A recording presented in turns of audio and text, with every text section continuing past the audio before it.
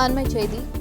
தமிழ்நாட்டில் இருந்து காலியாகும் ராஜ்யசபா எம்பிக்களுக்கான தேர்தலுக்கு நாளை வேட்புமனு தாக்கலுக்கு கடைசி நாள் என்பதால் வேட்புமனுவில் கையெழுத்திட திமுக எம்எல்ஏக்கள் சென்னை அண்ணா அறிவாலயத்திற்கு வருகை தந்துள்ளனர். இதுகுறித்த கூடுதல் விவரங்களை எமது செய்தியாளர் மாணிக்கம் வழங்க கேட்கலாம்.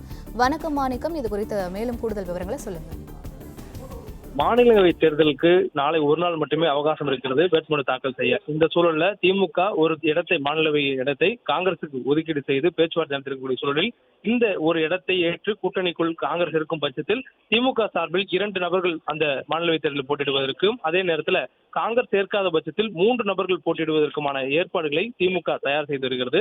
அதன் அடிப்படையிலேயே அண்ணா அறிவாலயத்திற்கு தற்பொழுது திமுகவுடைய எம்எல்ஏக்கள் வருகை புரிந்திருக்கிறார்கள். 3 படிவங்களில் கையெழுத்து வாங்கப்படுகிறது. 3 படிவங்களில் 3 வேட்பாளர்களுக்கான அந்த தயார் நிலை செய்யப்பட்டு வருகிறது. காங்கிரஸ் இன்று மாலைக்குள்ளாக தங்களுடைய கூட்டணி நிலைப்பாட்டை அறிவித்து திமுக கூட்டணிக்குள் இணைந்து திமுக கொடுக்கக்கூடிய தொகுதிகளை ஏற்று ராஜ்யசபா இடத்தையும் ஏற்றுக்கொண்டால் அவர்களுக்கு ஒரு இடம் ஒதுக்கப்படும். அப்படி அவர்கள் ஏற்றுக்கொள்ள தவறும் பட்சத்தில் 3 இடங்களிலுமே திமுகவுடைய வேட்பாளர்கள் நிறுத்துவதற்கான ஆயத்த பணிகள்ல தற்பொழுது திமுக இறங்கியிருக்கிறார்கள். அதனுடைய அம்சமாக 3 நபர்கள் ஏற்கனவே இருக்கக்கூடிய திமுக சார்பில் 4 நபர்களுக்கு போட்டியிடுவதற்கான வாய்ப்புகள் இருக்குது. அதில் ஏற்கனவே ஒரு இடத்தை, ராஜ்யசபா இடத்தை கூட்டணியில் இருக்கக்கூடிய தேமுதிக வழங்க இருக்கக்கூடிய சூழல்ல மீதம் இருக்கக்கூடிய 3 இடங்களையும் தற்பொழுது திமுக ஒன்று காங்கிரஸ் கொடுப்பதற்கு தயாராக இருக்கிறார்கள். ஆனால் அவர்களும் கூட்டணிக்குள் ஏற்றுக்கொள்ள தயாரான நிலையில் இல்லை. இந்த நிலையில 3 பேர்ல ஒன்று திருச்சி சிவா ஏற்கனவே இருந்தவர், அவர் மீண்டும் அவருக்கு அந்த வாய்ப்பு வழங்கப்படுவதாக சொல்லப்பட்டிருக்கிறது. அதுக்கு அடுத்தபடியாக கான்ஸ்டன்டைன் ரவீந்திரனுக்கு இந்த முறை வாய்ப்பு வழங்கப்படுவதாக சொல்லப்பட்டிருக்கிறது. மேலும் கடந்த முறை ராஜ்யசபா தேர்தல் காலியான எம்.எம். அப்துல்லாவுடைய அந்த பதவி காலத்துக்கு தற்பொழுது மீண்டும் அவருக்கு அந்த வாய்ப்பு வழங்கப்படுவதற்கான சூழல் இருப்பதாக சொல்லப்பட்டிருக்கிறது. ஒருவேளை எம்.எம்.